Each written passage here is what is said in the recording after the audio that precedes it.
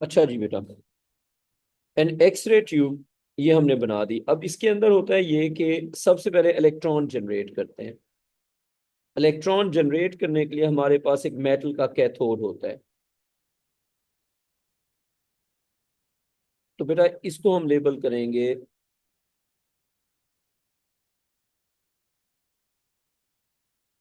A metal cathode. बेटा बख्तावर, इसके पीछे हमने लगाया होता है हीटर। बेटा हीटर का फंक्शन होता है इस मेटल को गर्म करना। हीटर के साथ सप्लाई होती है जो उसको करंट करंट प्रोवाइड करती है। ये हो गया बेटा करंट। अच्छा, अब यहाँ पे क्या होगा, जब हीटर इस कैथोड को बख्तावर बेटा हीट अप करेगा तो उससे इलेक्ट्रॉन जनरेट होंगे। तो ये बेटा इलेक्ट्रॉन जनरेट हो गए। It is a beam of electrons. अच्छा, ये जब इलेक्ट्रॉन जनरेट हो जाएंगे फिर इन इलेक्ट्रॉन्स को हम एक्सलरेट करेंगे towards a metal metal anode.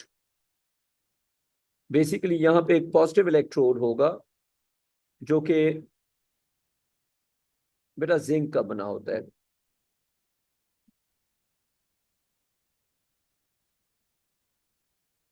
बेटा इसको हम लेबल करेंगे metal anode made of zinc. Metal anode,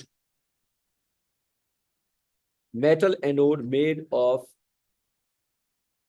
बेटा ये जिंक का बना होता है, ठीक है। सर ये एंगल पे होता है। क्या चीज बेटा? ये सर एंगल पर होता है किसी। हाँ हाँ, ये एंगल पे होता है। मैंने एक चीज मिस कर दी है, वो ये है कि एक्स रेज जहां से निकलेंगी उसको विंडो कहते हैं। वो विंडो मैंने नहीं बनाई हुई पहली बार में। अगर आप लेड पेंसिल से बना रहे हो तो इरेज कर लो, वरना ऐसे ही छोड़ दो। अगर लेड पेंसिल से बना रहे हो तो ये जगह इरेज कर दो, यहाँ से एक्स रेज निकलती है ना। तो इसको हम कहेंगे कि ये विंडो है, ठीक है। अच्छा, अब ये हो गई द विंडो जहां से एक्स रेज निकलेंगी। इधर से बेटा ये हो गया नेगेटिव टर्मिनल, ये हो गया पॉजिटिव टर्मिनल। और रहीम शहजाद, ये जो वोल्टेज सप्लाई होती है ये वेरिएबल होती है। क्या होती है रहीम? ये वेरिएबल। वेरी। यानी कि इसकी वोल्टेज को हम कम ज्यादा कर सकते हैं। वोल्टेज कम भी हो सकती है और ज्यादा भी हो सकती है। यहां तक बना दो ताकि आगे चलें। राइम हो गया यहां तक कॉपी? जी सर। तो अब देखो, ये इलेक्ट्रॉन होंगे एक्सेलरेट और ये जाके एनोड को करेंगे हिट। राइम, ये इलेक्ट्रॉन एक्सेलरेट होके क्या करेंगे बेटा? एनोड को हिट। हिट करेंगे। तो इलेक्ट्रॉन के डिसलरेशन से आपको इलेक्ट्रोमैग्नेटिक रेडिएशंस मिलेंगी, बेसिकली एक्स रेज मिलेंगी। ये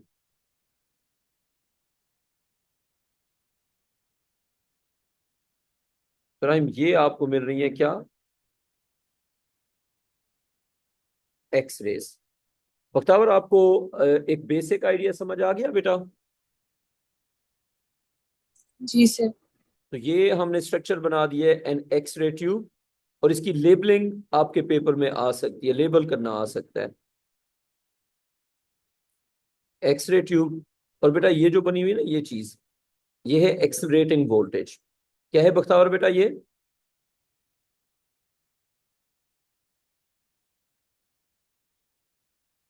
एक्सलरेटिंग वोल्टेज।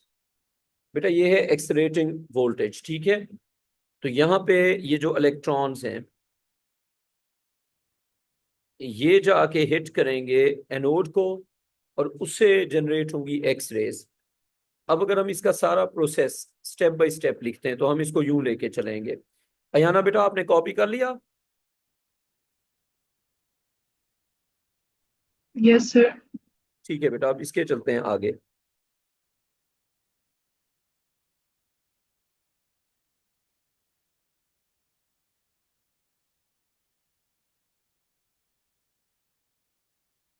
अच्छा, अब इसकी अगर हम सारी प्रोसेसेस लिखते हैं, प्रोसेसिंग लिखते हैं, तो वो ये है कि इसको ड्राइंग को कह देते हैं फिगर 1। बेटा हम ड्राइंग को कह देंगे फिगर 1। अब नीचे हम पहली बात तो ये लिखेंगे, figure 1 shows, figure 1 shows figure 1 shows an X-ray tube. बेटा यहाँ पे दिखाई हुई है एक्सरे ट्यूब, ठीक है। अब एक्सरे ट्यूब में वर्किंग कैसे हो रही है?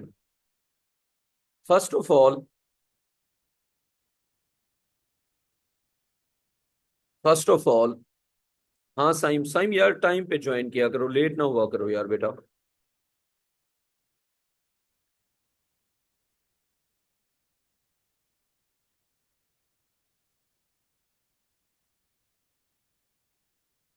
अच्छा जी, अब जो बात है वो ये है कि हमने ये लिखा, फर्स्ट ऑफ ऑल,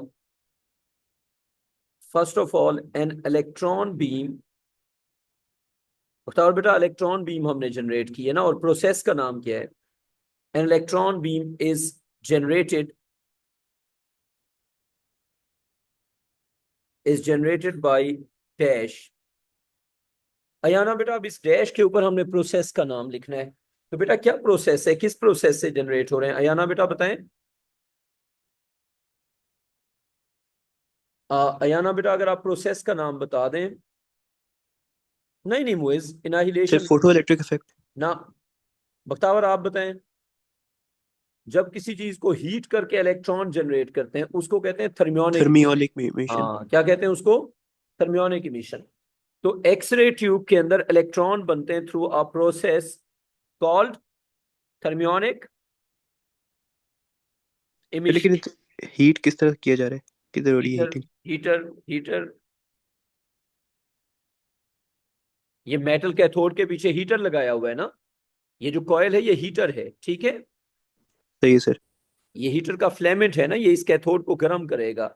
जब कैथोड गर्म होगा तो वो इलेक्ट्रॉन बीम जनरेट करेगा। वो इलेक्ट्रॉन बीम एक्सलरेट होगी, जाके एनोड को हिट करेगी। जब वो एनोड को हिट करेगी वहां से एक्स रेज निकलेंगी, ठीक है। अच्छा, first of all an electron beam is generated by thermionic emission.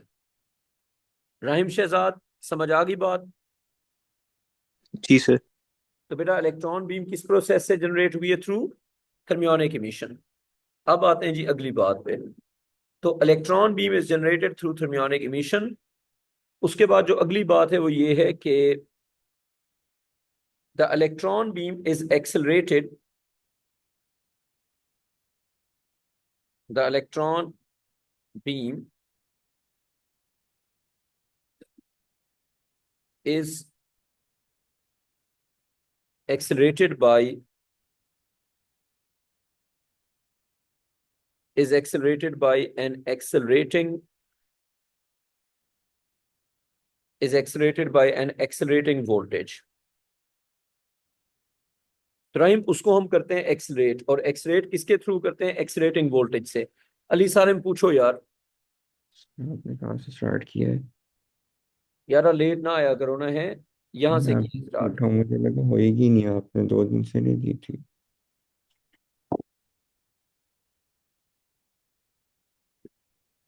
Sir accelerating voltage मतलब? मतलब ये जो वोल्टेज होती है ना, ये इलेक्ट्रॉन्स को तेज करती है, तो इस वोल्टेज को ही एक्सलेटिंग, बैटरी को एक्सलेटिंग वोल्टेज कहते हैं। इसका काम इलेक्ट्रॉन्स को स्पीड देना होता है, ठीक है। राहिम, हमने वोल्टेज लगाई हुई है जिसका काम है इलेक्ट्रॉन को स्पीड अप करना। तो क्योंकि वो इलेक्ट्रॉन को स्पीड अप कर रही है इसलिए उसको एक्सलेटिंग वोल्टेज कहते हैं, ठीक है। जी सर। हाँ राहिम ये बात है। तो the electron beam is accelerated by an accelerating voltage. Rahim हो गई बात? जी सर। तो हम इलेक्ट्रॉन बीम को करते हैं एक्सलेट, और किसके थ्रू एक्सलेट करते हैं? एक्सलेटिंग वोल्टेज के थ्रू। उसके बाद आते हैं जी राहिम अगली बात पे। अगली बात यह है कि फास्ट मूविंग इलेक्ट्रॉन्स, इलेक्ट्रॉन एक्सलेट हो गए ना। Fast moving electrons hit dash and are stopped। अच्छा जी, राहिम साहब ऊपर से देख के बताओ जरा, इलेक्ट्रॉन किसको हिट कर रहे हैं बेटा? एनोड को। एनोड को। तो उसको हम कहते हैं अ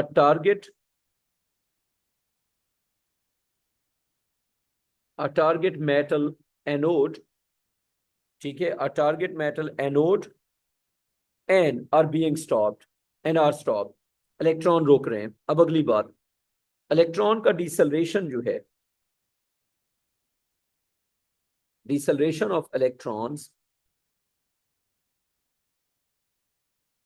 deceleration of electrons generates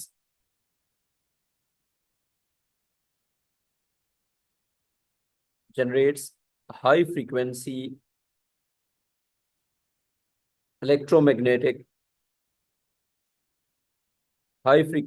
electromagnetic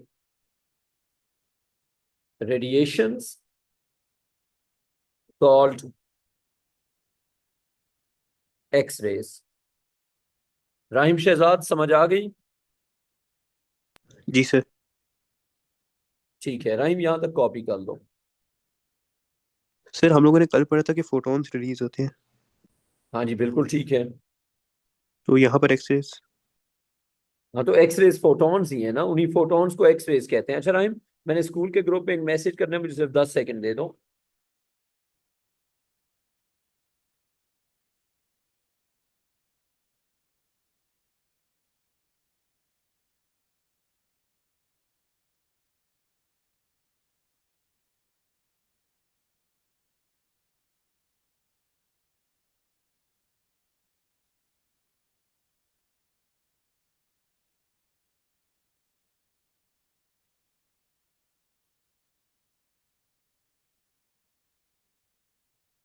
Rahim हो गया कॉपी? जी सर। अच्छा बस मैं ग्रुप में एक छोटा सा मैसेज कर लूँ, उसके बाद आगे कंटिन्यू करते हैं। बख्तावर आपका कोई क्वेश्चन है इसमें यहाँ तक? No sir.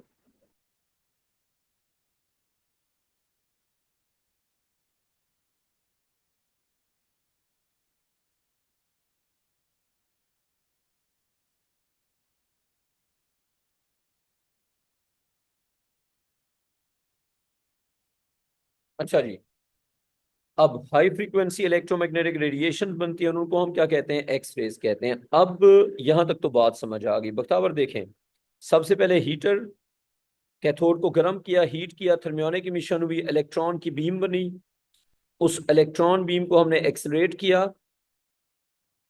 उस इलेक्ट्रॉन बीम को क्या किया बेटा? एक्सरेट किया, एक्सरेटेड। वो इलेक्ट्रॉन बीम जाके मेटल एनोड को हिट करेगी, उससे क्या बनेगी? एक्स रेज बनेगी। ये सारी बात हमने बख्तावर बेटा समझ ली। अब आते हैं अगली बात पे। अगली बात ये है कि अगर आपसे कोई पूछे कि what is meant by hardness of X rays, तो बेटा हेडिंग दे hardness of X rays. Hardness of X rays का क्या मतलब है बख्तावर बेटा?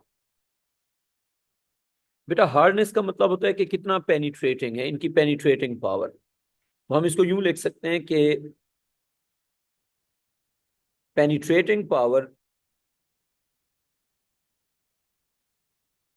कितना ज्यादा पेनिट्रेट करेंगी। Penetrating power of X raise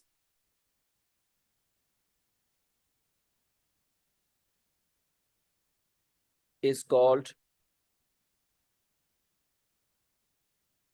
their hardness। बेटा penetrating power of X rays is called their hardness. हम पेनिट्रेटिंग पावर को क्या कहते हैं बेटा? उनकी हार्डनेस कहते हैं। Penetrating power of X rays is called their hardness. ठीक है। It depends it depends on their it depends on their frequency. Rahim, जो एक्स रेज की है ना पेनिट्रेटिंग पावर, उसको हम कहते हैं उसकी हार्डनेस। और ये डिपेंड किस पे करती है? उनकी फ्रीक्वेंसी पे डिपेंड करती है। इसका मतलब ये हुआ, high frequency X rays, high frequency X-rays are more penetrating, are more penetrating and are called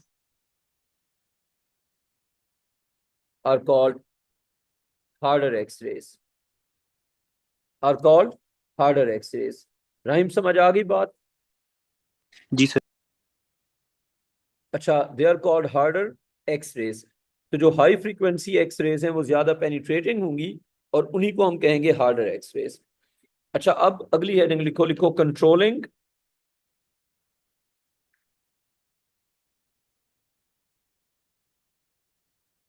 controlling the hardness of X-rays. Raim, अगर हमने एक्सरेज की हार्डनेस को कंट्रोल करना है तो व्हाट इज द मेथड? तो हार्डनेस को कंट्रोल करना, तो बेटा हार्डनेस को कंट्रोल करने के लिए हम वोल्टेज को कंट्रोल करते हैं। अगर हम वोल्टेज को कंट्रोल करेंगे, बेसिकली डिसलरेशन को कंट्रोल करेंगे। कोई अगर इंक्वायरी हो तो मुझे पिक्चर भेजनी है, साथ वॉइस नोट। नहीं कटे तो फिर काउंटिंग में मिस्टेक होगी। हाँ, ये वाले वो तो मैंने दे दिए हैं। तो फिर आप ये मुझे मैसेज कर दो ना कि मेरा फुल नंबर है। हाँ, या मुझे मैसेज कर दो, ठीक है। लेकिन इसमें फुल नंबर बड़ी अचीवमेंट नहीं है, फाइनल में फुल नंबर होने चाहिए, ठीक है। बात समझ आ गई? इसमें तो खुशी की बात है ना कि फुल नंबर है, लेकिन असल फुल नंबर लेने हैं फाइनल में। मुझे मैसेज कर दें, ठीक है।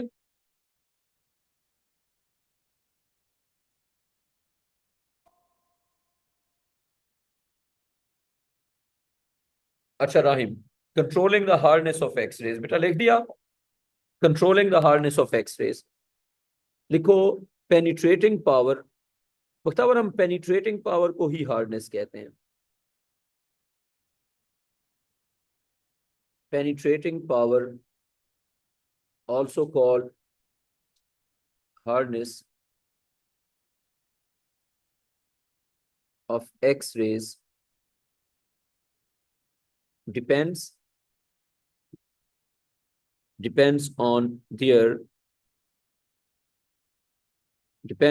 frequency.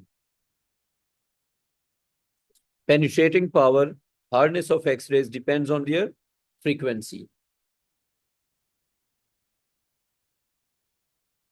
High frequency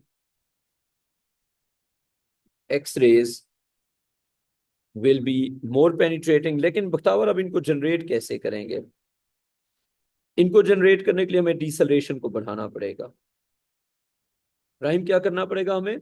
डिसलरेशन को बढ़ाना पड़ेगा। So to increase the frequency, to increase the frequency of X-rays। बेटा बख्तावर, अगर हमने एक्स-रेज की फ्रीक्वेंसी को इंक्रीज करना है, अगर कोई इंक्वायरी हो तो पिक्चर भेज देना, साथ साथ वॉइस नोट, ठीक है। और जो तुम्हारे मिस्टेक्स हैं ना, उनकी पिक्चर ले लो कि ये मेरी मिस्टेक्स हैं। अच्छा, to increase the frequency of X-rays we have to increase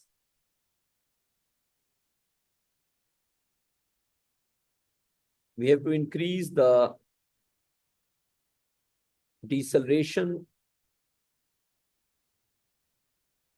We have to increase the deceleration of electrons. अच्छा, अब राहिम अपनी कॉमन सेंस यूज करो। डिसलरेशन को इंक्रीज करने के मुझे दो मेथड बताओ, जल्दी जल्दी राहिम। देखो, एक्सलेशन का फॉर्मूला हो गया V minus u over t. Electron रुकेंगे तो V तो जीरो हो जाएगा, तो A is equal to negative 0 minus u over t. A is equal to minus u over t. तो दो मेथड्स हैं, या तो U को ज्यादा करो या T को कम करो। बख्तार बेटा, ये बात समझ आ गई कि अगर आपने इलेक्ट्रॉन के डिसलरेशन को बढ़ाना है तो या तो आप U को बढ़ाएंगे या T को कम करेंगे। बेटा आती है ये बात समझ? जी सर। अब U का मतलब क्या है? U का मतलब है हिटिंग स्पीड और T का मतलब है इम्पैक्ट टाइम। देखें, अगर आपको हिटिंग स्पीड को बढ़ाना है तो आप वोल्टेज को बढ़ाओ, और अगर आपको टाइम को कम करना है तो आप एनोड की जो सरफेस है उसको हार्डर कर दो। अगर आपको हिटिंग स्पीड को बढ़ाना है तो आप वोल्टेज को ज्यादा कर दो, और अगर आपको टाइम को कम करना है तो आप जो इम्पैक्ट वाली सरफेस है उसको हार्डर कर दो। बेटा आती हैं दोनों बातें समझ बख्तावर? सर एक दफा रिपीट कर रहे हैं। मैं कर देता हूँ बेटा। हाँ बेटा, अपना सवाल पूछो राहिम। सर यू तो इनिशियल स्पीड नहीं होती? क्या चीज बेटा? यू इनिशियल स्पीड नहीं होगी? यू हिटिंग स्पीड है, इनिशियल स्पीड नहीं है। यू पता है क्या होगी? ये जो यू बी वाली कहानी है, ये है कि जिस टाइम पे मेटल को हिट करेगी वो यू है। सर वैसे वी फाइनल नहीं होती? यारा तो वी फाइनल है ना, तो फाइनल जीरो है, मतलब यू है। अच्छा समझ आ गया सर, समझ आ गया। ये इस जगह की है, जब टारगेट मेटल को हिट कर रही है उस टाइम पे बात हो रही है। एक्सरेज वहां पे बन रही है ना। मुख्तार बेटा सर आपको समझ। समझ आ गई? जी सर। यार तुम जो समझ रहे हो ना राहिम कि यू यहाँ पे होगा, यहाँ पे नहीं है यू। सर समझ आ गया। यू है हिट करने के टाइम पे, और फाइनल जीरो है। अब समझ आ गई बात? सही है सर। तो यू जो है ना उसकी हिटिंग स्पीड है इलेक्ट्रॉन्स की। और तुम मुझे खुद बताओ, अगर हिटिंग स्पीड को बढ़ाना है तो किस चीज को बढ़ाना पड़ेगा? वोल्टेज। एक्सेलरेशन को। वोल्ट हाँ यार, जी। वोल्टेज को बढ़ाना पड़ेगा ना। अच्छा अब देखो, लिखो कि the deceleration the deceleration can be increased the deceleration can be increased by either dash और डैश। ये राहिम तुम दोनों जगह जरा फिल करो। अगर हमने डिसलरेशन को बढ़ाना है तो उसके दो मेथड्स हैं, बाय आइदर डैश और डैश। पहले डैश पे क्या लिखें? Sir by either increasing the hitting speed. पीछे से बताओ, वोल्टेज से स्टार्ट करो। सर एक्सेलरेटिंग वोल्टेज को इंक्रीज कर देंगे तो हाँ। उससे फिर। हाँ, इंक्रीजिंग द, ये अयाना बेटा इंक्रीजिंग वोल्टेज, एक्सलेटिंग वोल्टेज ये होती है। यानी कि जो एनोड और कैथोड होता है ना, उसके बीच में हमने एक वोल्टेज लगाई होती है, और इस वोल्टेज का काम क्या होता है? इलेक्ट्रॉन्स को तेज करना। तो इस वोल्टेज को जितना ज्यादा करेंगे, हिटिंग स्पीड उतना ही ज्यादा होगी। तो एक ऑप्शन ये है कि by increasing the accelerating voltage,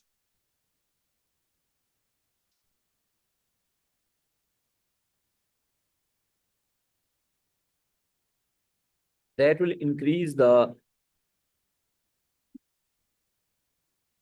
hitting speed। आइए बात समझ, अगर हम वोल्टेज को बढ़ाएंगे तो उससे हिटिंग स्पीड बढ़ जाएगी। तो एक ऑप्शन ये है कि आप एक्सलेटिंग वोल्टेज को बढ़ाओ, उससे हिटिंग स्पीड बढ़ेगी। राहिम दूसरा आंसर क्या है? और करके, और use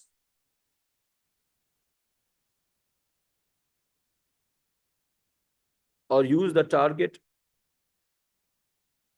anode metal that has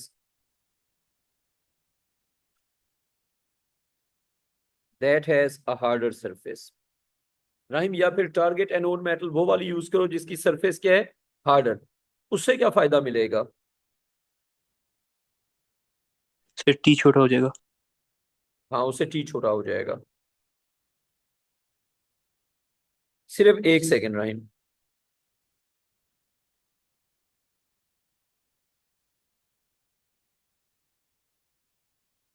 अच्छा, use the target anode metal, ठीक है, that has a harder surface. तो use the target anode metal that has a harder surface. इससे क्या होगा? This will this will reduce this will reduce the impact time, रुकने का time, and hence deceleration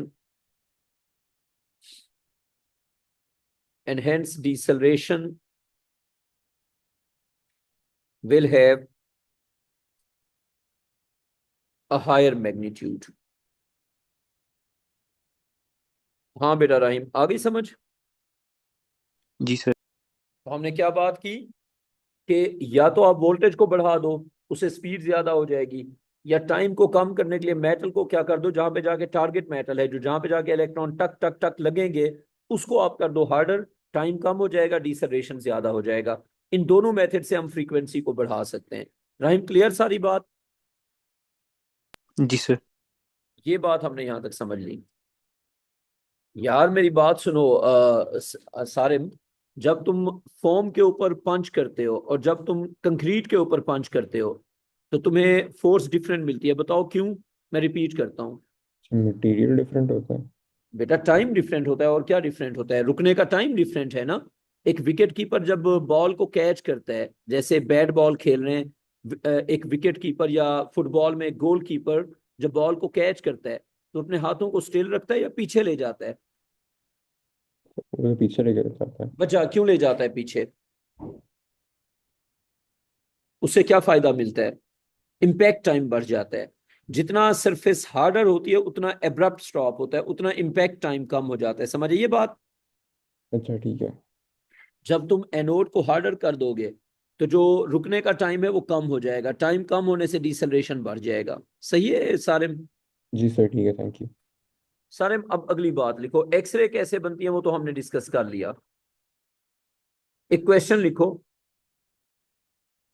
लिखो कि what will be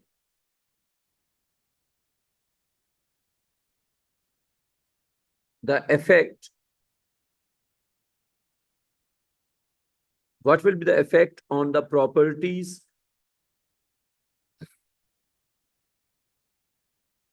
of X-rays of the following changes? सारे में हमने करनी है कुछ चेंजेस, तो उसका हमने बेटा इफेक्ट बताना है प्रॉपर्टीज ऑफ एक्स रेज पे, ठीक है? तो हमने करनी है जी कुछ चेंजेस, और उन चेंजेस का इफेक्ट बताना है सारे में किस पे? प्रॉपर्टीज ऑफ एक्स रेज पे। सारे में लिख दिया? जी सर। पहली चेंज नंबर 1 लिखो, एन इंक्रीज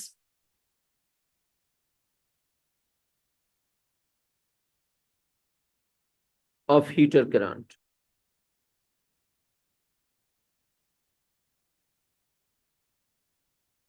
अगर हम हीटर करंट को इंक्रीज करते हैं तो ज्यादा एब्रप्ट हीटिंग होगी। तो हीटर कहाँ पे लगा हुआ है? हीटर लगा हुआ है यहाँ पे। बख्तार बेटा, अगर हम हीटर करंट को इंक्रीज करते हैं तो क्या इससे hardness of X rays effect होगी या नहीं होगी? सारिम तुम्हारा क्या ख्याल है, होगी इफेक्ट या नहीं होगी? लाइक जब माने कि मशीन इंक्रीज होगी तो राइम होएगी। तुम्हें क्या लगता है, होगी या नहीं होगी? सर होगी। होनी चाहिए लेकिन नहीं होती। हीटर का जो करंट है ना, वो इलेक्ट्रॉन के नंबर को ज्यादा करता है, उनकी वेलोसिटी को, उनकी एनर्जी को इफेक्ट नहीं करता। हीटर का जो करंट है वो इलेक्ट्रॉन के नंबर को कम ज्यादा करता है। वो इनकी जो होती है ना, क्या नाम है इसका, जो इनकी वोल्ट, जो इनकी स्पीड होती है या एनर्जी होती है, उसको इफेक्ट नहीं करता। तो इसमें बेटा आपने ये लिखना है कि, एक सेकंड बेटा, मैं एक कॉल आ रही है स्कूल से, जरा मैं।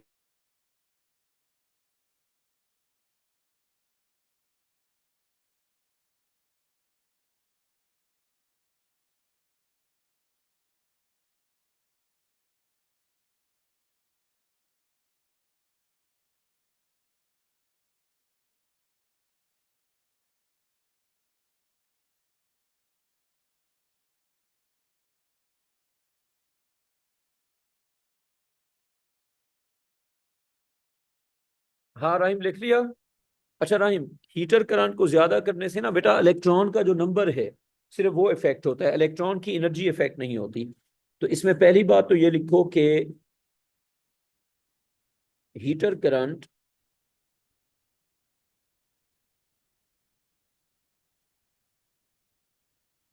heater current has no effect on speed, energy, or deceleration of electrons.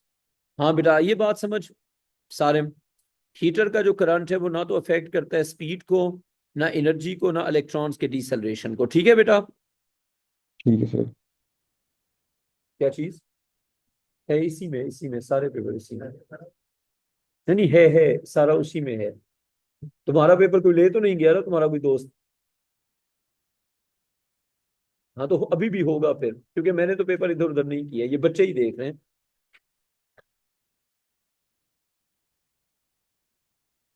अच्छा बेटा लिख लिया यहाँ तक? जी सर। इसके आगे चलते हैं बेटा।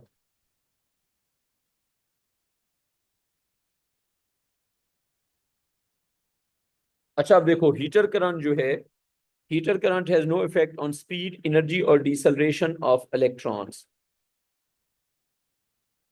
ठीक है?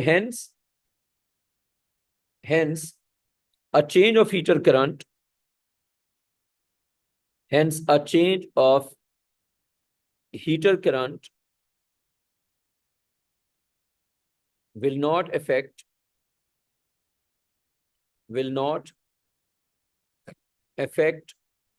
the hardness, will not affect the hardness or penetrating power, will not affect the hardness or penetrating power of X-rays। तो राहिम फिर हीटर करंट से कोई बला चेंज भी होगी या बिल्कुल चेंज नहीं होगा? बेटा होगा चेंज। हीटर करंट से पता है क्या चेंज होगा? हीटर करंट से इलेक्ट्रॉन का नंबर ज्यादा हो जाएगा, ब्राइटनेस ज्यादा हो जाएगी, यानी कि जो एक्सरे की इंटेंसिटी है वो ज्यादा हो जाएगी। ठीक है राहिम? तो हीटर करंट जो है वो एक्सरेज की हार्डनेस को या पेनिट्रेशन को चेंज नहीं करेगा, लेकिन उनकी ब्राइटनेस को ज्यादा कर देगा। बात समझ आ गई राहिम? जी सर। अच्छा एक मसला, क्या आप ब्राइटनेस और हार्डनेस को डिफ्रेंशिएट कर पा रहे हैं? इसको आप यूं समझें, हार्डनेस का मतलब है कि एक्स रेज कितना पेनिट्रेटिंग है, और ब्राइटनेस का मतलब है कि उनकी अमाउंट कितना ज्यादा है। ऐसा भी हो सकता है कि एक्स रेज की अमाउंट बहुत ज्यादा हो लेकिन वो पेनिट्रेटिंग ना हो। तो अगर इंक्वायरी हो तो मुझे मैसेज कर देना। अच्छा अब देखो, अब जो बात है वो ये है कि however however the heater current however the heater current will increase the heater current will increase the brightness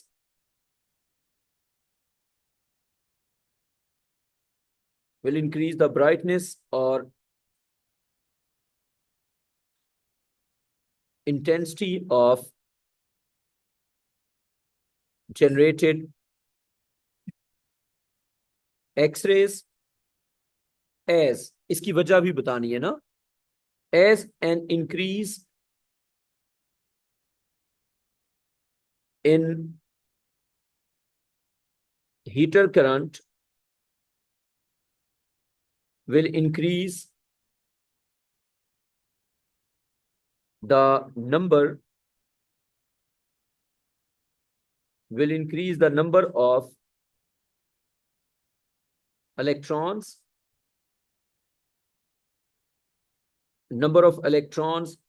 released per second in thermionic emission,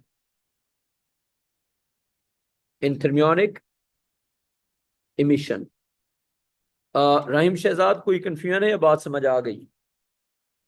sir बात समझ आ गई। क्या बात समझी कि हीटर करंट को कम ज्यादा करने से जो एक्सरेज की हार्डनेस होती है, पेनिट्रेशन होती है, उस पर कोई इफेक्ट नहीं होता, लेकिन एक्सरेज की जो अमाउंट होती है वो ज्यादा हो जाती है, ज्यादा ब्राइटर एक्सरेज जनरेट होती है। और उसकी वजह क्या है कि जब हीटर करंट ज्यादा होगा तो इलेक्ट्रॉन का नंबर ज्यादा हो जाएगा। इलेक्ट्रॉन का नंबर ज्यादा होने से ऑटोमेटिकली जो एक्सरेज की अमाउंट है या इंटेंसिटी है वो ज्यादा हो जाएगी। अच्छा ये था an increase of heater current. या तुम्हारा इसमें कोई क्वेश्चन है इस वाली पूरी चीज में? नहीं सर। हीटर करंट का हमने लिख दिया। अब लिखो दूसरा चेंज नंबर 2, लिखो an increase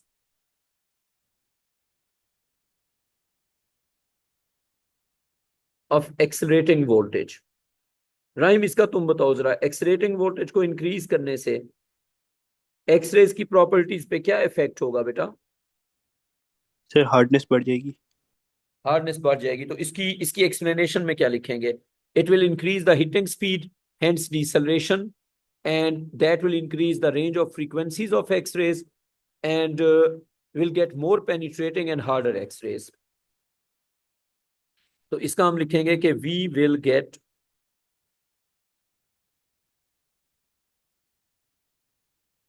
get more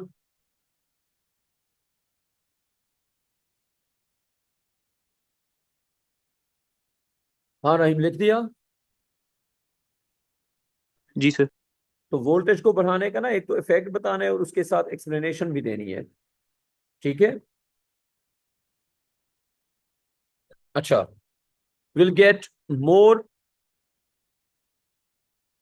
an increase of accelerating voltage will get more penetrating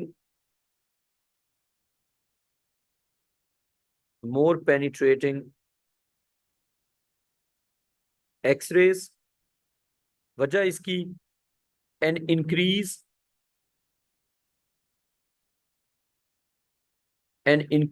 of accelerating voltage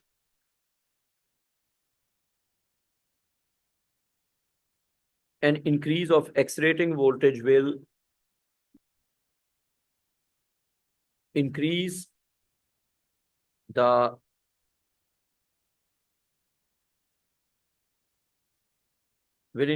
hitting speed of electrons on the target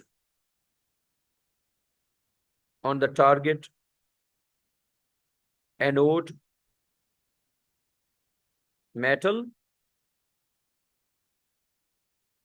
That will result in an increased range of frequencies of X-rays। हाँ ठीक है भाई। राहिम शहजाद, जी sir. कोई सवाल है इसमें? नहीं sir. तीसरा फैक्टर आंसर मैं नहीं लिखवाऊंगा, आप खुद लिखेंगे। एन इंक्रीज, यूं लिखो बल्कि, replacing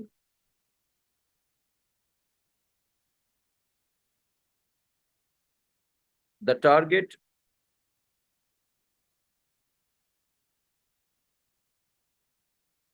anode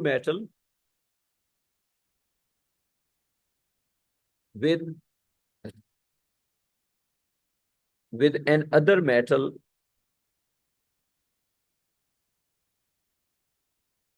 with an other metal having a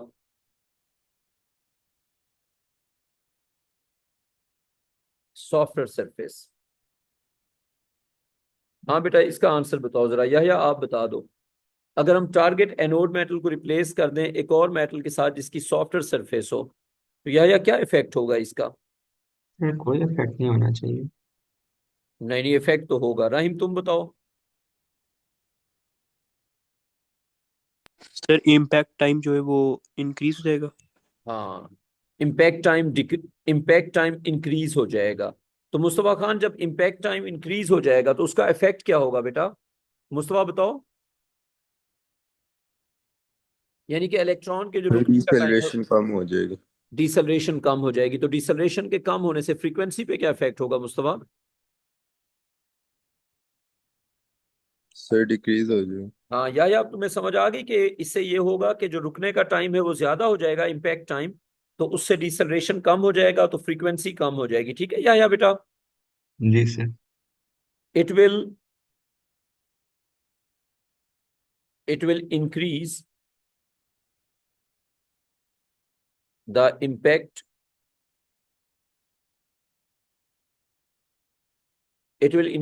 impact time,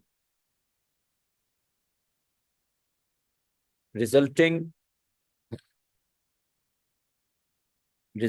in a decrease of deceleration. बेटा it will increase the impact time resulting in a decrease of deceleration. इससे बेटा deceleration क्या हो जाएगा, कम हो जाएगा. This will reduce the frequency of X-rays resulting in less penetrating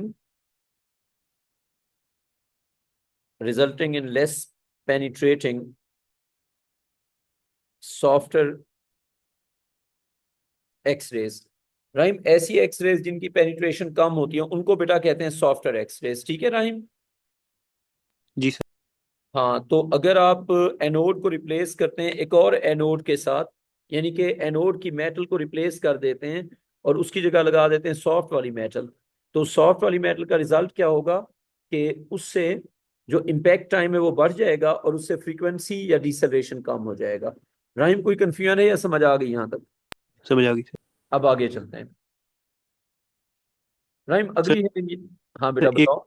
एक minute बस लिख लूँ. जी जी बेटा लिख लो.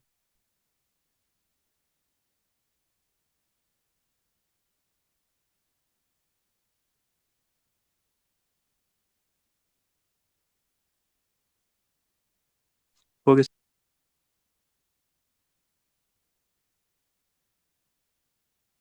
अच्छा, अब राहिम ये बात हो गई यहाँ तक. रिप्लेस्ड, अच्छा, replace the target anode metal with a softer metal. नहीं बख्तावर बेटा 11 तक नहीं है. हाँ, अगर आपका कोई मसला है या कोई आगे क्लास है तो फिर 11 पे ख़त्म कर सकते हैं. वैसे 11:30 तक है, बट आप मुझे बता सकती हैं कोई अगर मसला है तो. अच्छा, किसी बच्चे का कोई क्लैश वगैरह नहीं है तो फिर 11:30 या 11:20 तक कंटिन्यू करेंगे. राहिम लिख लिया? जी सर. राहिम, अब एक अगली हेडिंग लिखो. लिखो what is principle behind an X-ray image. बेटा एक्सरे इमेज का बेसिकली प्रिंसिपल क्या होता है? राइम, एक्सरे इमेज का प्रिंसिपल ये होता है कि असल में जो एक्सरेज होती हैं उनको डिफरेंट मीडियम्स एब्जॉर्ब करते हैं. हार्ड वाले मीडियम ज्यादा एब्जॉर्ब करते हैं, सॉफ्ट वाले मीडियम कम एब्जॉर्ब करते हैं. यानी कि एक्सरेज का जो एब्जॉर्प्शन होता है वो मीडियम टू मीडियम वेरी करता है. उसी को यूज करके हम एक्सरे इमेज बनाते हैं. ठीक है, तो पहली बात ये है कि प्रिंसिपल ये है कि X-rays are absorbed X-rays are absorbed differently by different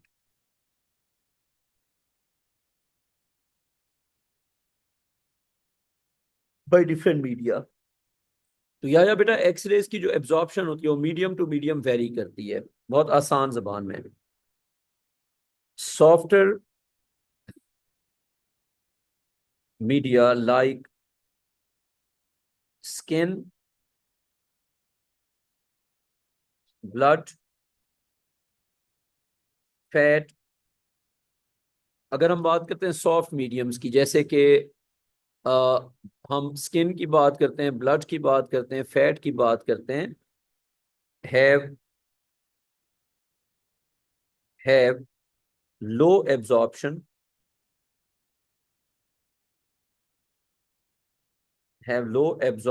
of X-rays.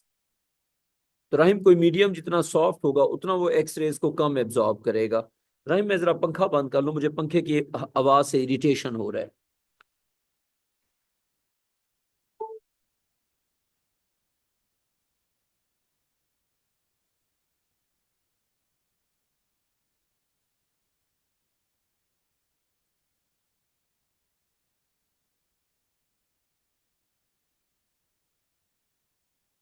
हाँ राहिम, लिख लिया यहाँ तक बेटा? जी सर. तो हमने क्या लिखा राहिम के X-rays are absorbed differently by different media. ठीक है, softer media like blood, fat, etc. have low absorption of X-rays. ठीक है जी राहिम, जी सर। अगली बात पे आते हैं।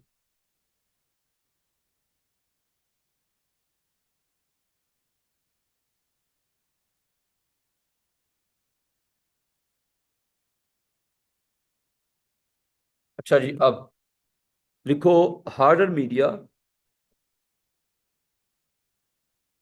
Harder media Rahim, harder media like bone, ठीक है, harder media like bone have high absorption,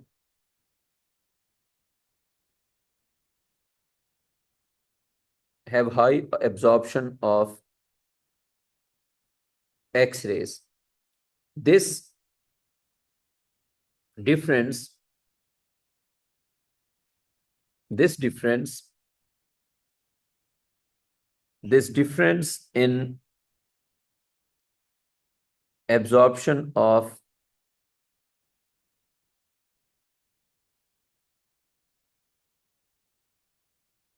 X-ray intensity, this difference in absorption of X-ray intensity can be used to form an X-ray image. यानी कि राहिम ये जो एक्सरे की absorption है ना, medium to medium जो वेरी करती है, मतलब सॉफ्ट वाले मीडियम कम एब्जॉर्ब करते हैं, हार्ड वाले मीडियम ज्यादा एब्जॉर्ब करते हैं, तो हम इसको यूज करके इमेज कंस्ट्रक्ट करते हैं। ठीक है बेटा राहिम, तो अब जो अगली जी बात है वो ये है कि लिखो कि X-ray plate is initially, X-ray plate is initially dash, क्या होती है राहिम इनिशियली, वाइट या ब्लैक? सर ब्लैक होती है। ना बेटा, फुली वाइट होती है। तो बेटा जो एक्सरे प्लेट होती है ना, शुरू में वो बिल्कुल वाइट होती है। ठीक है बेटा, या X-ray plate initially totally white होती है, बिल्कुल वाइट होती है। अब शुरू में होती है फुली वाइट, फिर the parts of the plate, the parts of the plate exposed, the parts of the plate exposed to X-rays, exposed to X-rays become black. The remaining parts, Rahim जो रह जाएंगे, the remaining parts will remain white. हाँ राहिम, बात समझ आ गई? नहीं sir. नहीं आई? चलो हम समझा देते हैं। देखो, शुरू में एक्सरे प्लेट होती है वाइट, जिन पार्ट्स के ऊपर एक्सरेज पड़ेंगी वो हो जाएंगे ब्लैक, जिन पे नहीं पड़ेंगी वो रह जाएंगे वाइट, बस। अब बताओ। Okay sir.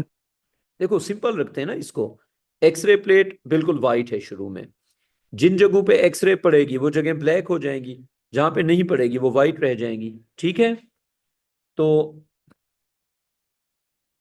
X-rays are passed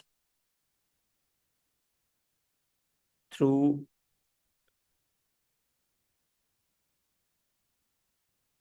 X-rays are passed through the patient and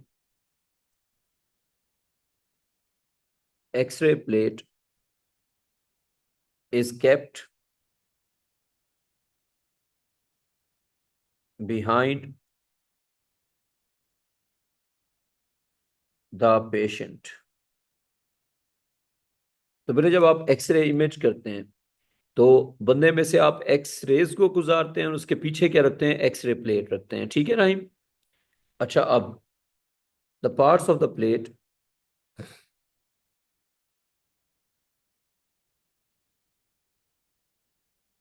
parts of the plate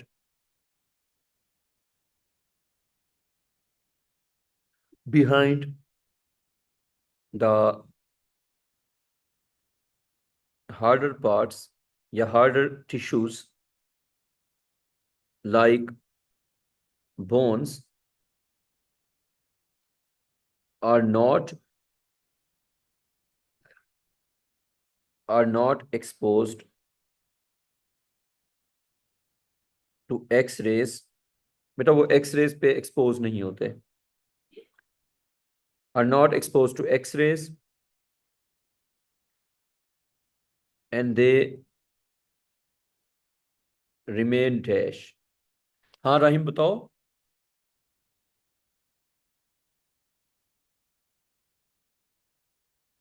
फिर आइए बात समझ. राहिम जी क्या वा, बात है? एक बार मुझे बता भी दो कि जो एक्सरे प्लेट के पार्ट्स होते हैं ना बोन्स के पीछे, ठीक है, वो क्या रहते हैं? वाइट रहते हैं. The parts of the plate behind the harder parts like bones are not exposed to X-rays and they remain white. While while the parts of the plate behind soft tissues are exposed to X-rays and become dark. हाँ राहिम बात समझ आ गई. Dark की जगह बल्कि black लिख दो. Become black. राहिम गुड हो गया अब यहां तक? जी सर. एक बार क्विकली अगर बता दो, एक्सरे इमेज का क्या प्रिंसिपल होता है? एक्सरे प्लेट शुरू में क्या होती है, वाइट या ब्लैक? ये वाइट कलर की थी. और जहां पे एक्सरेज पड़ती हैं वो जगह क्या हो जाती है? ब्लैक. ब्लैक. हड्डी के पीछे वाली जो प्लेट है वो ब्लैक हो जाएगी या वाइट रह जाएगी? वाइट. वजह बताओ. क्योंकि सर हड्डी जो थी वो हार्डर होती है, हार्डर मीडिया होता है, तो वो सारा एब्जॉर्ब कर लेता है एक्सरे. तो हड्डी हड्डी एक्सरेज को रिफ्लेक्ट करती है या एब्जॉर्ब करती है? एब्जॉर्ब करती है. एब्जॉर्ब करती है.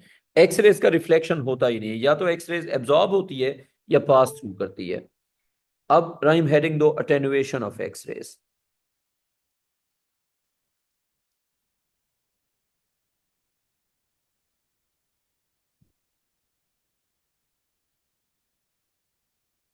क्या हेडिंग देनी है रहीम? अटेनुएशन ऑफ एक्सरेज हैं.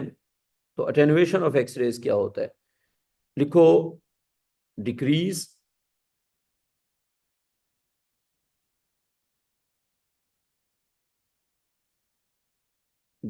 इन x ray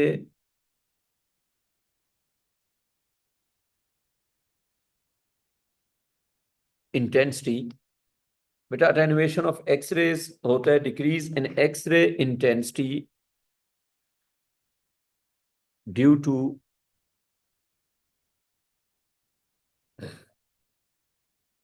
their absorption in a medium while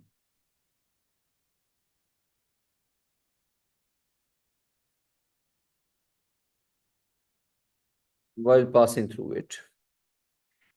तो हमने क्या लिखा बेटा राहिम के decrease in X-ray intensity due to their absorption in a medium while passing through it is called their attenuation. Rahim बात समझ आ गई? जी सर. जब कोई मीडियम एक्सरेज को एब्जॉर्ब करेगा तो उनकी इंटेंसिटी के डिक्रीज को हम कहते हैं अटेनुएशन. एक अगली बात, attenuation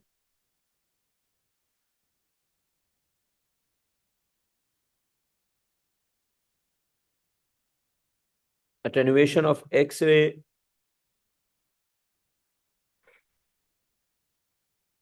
intensity is an exponential decay. Raim X-ray की जो इंटेंसिटी है ना उसका जो एब्जॉर्प्शन है बेटा वो वो है बेटा आपका एक्सपोनेंशियल डिके है, ठीक है। राइम कॉपी हो गया। जी सर।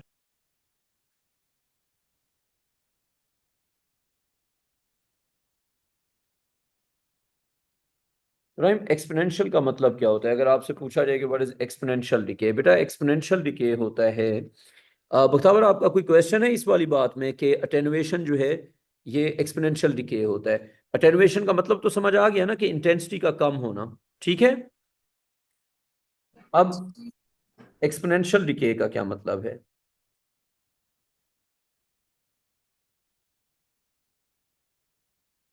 राइम इसके लिए हम ये बात करेंगे कि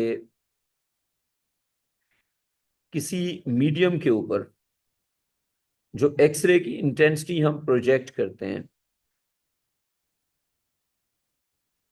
आई नॉट, जो मीडियम में एब्जॉर्ब हो जाती है वो डेल्टा आई, और जो पास थ्रू करती है वो आई। तो राइम जो हमने प्रोजेक्ट की वो आई नॉट, जो एब्जॉर्ब हुई वो डेल्टा आई, और जो पास थ्रू कर गई वो आई। तो ये तीन चीजें तो पता होनी चाहिए। आई नॉट इज इंसिडेंट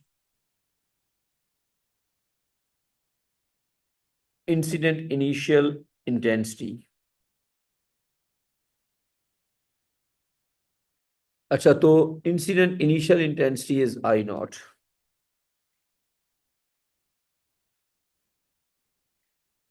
उसके बाद बेटा आई,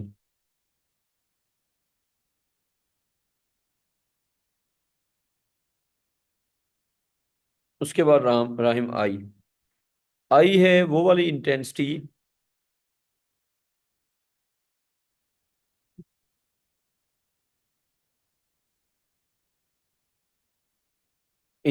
that has passed through। Delta आई क्या है बेटा, ये बताओ। राइम डेल्टा आई को क्या लिखेंगे? Intensity that is decreased. Absorbed.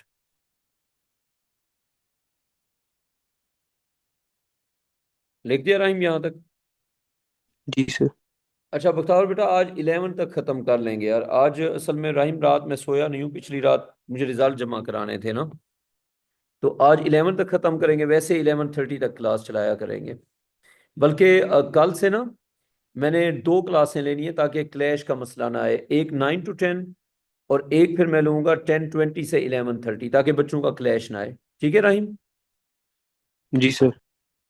दो क्लासें मैं इसलिए ले रहा हूँ कि अगर किसी बच्चों का क्लैश है तो वो कम से कम आधा टाइम तो पढ़ सके ना। अच्छा, डेल्टा आई है बेटा इंटेंसिटी एब्जॉर्ब्ड, और ये सारी बात हमने लिख दी। अब जो ये है थिकनेस, इसको हम एक्स भी कह सकते हैं, डेल्टा एक्स भी कह सकते हैं।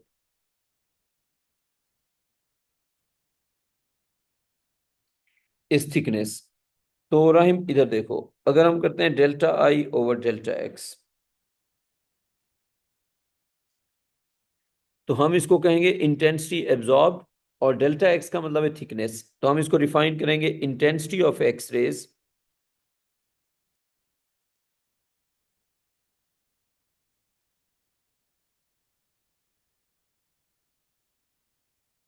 Absorb per unit, intensity of X rays absorb पर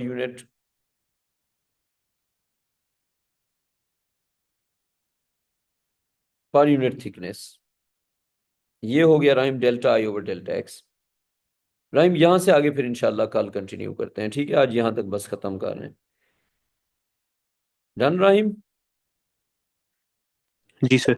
राइम कल की ना क्लासेस का टाइम देख लेना। कल क्लास को मैंने स्प्लिट कर दिया है ताकि क्लैश का मसला हल हो सके। ओके बच्चों, टेक केयर, खुदा हाफिज। सर। सर हाँ बेटा। सर आपके पास अभी टाइम है? मैंने आपसे 1-2 मिनट की बात करनी है। राहिम अभी ना करो तो बेहतर है, बस मैसेज कर दो, क्योंकि मैं रात सोया नहीं हूँ तो मुझसे बात करना इतनी होगी नहीं अभी। तो मुझे मैसेज कर दो। ठीक है। हाँ मैसेज कर दो, जो भी बात है मैसेज पे कर दो। ठीक है, टेक केयर, खुदा हाफिज।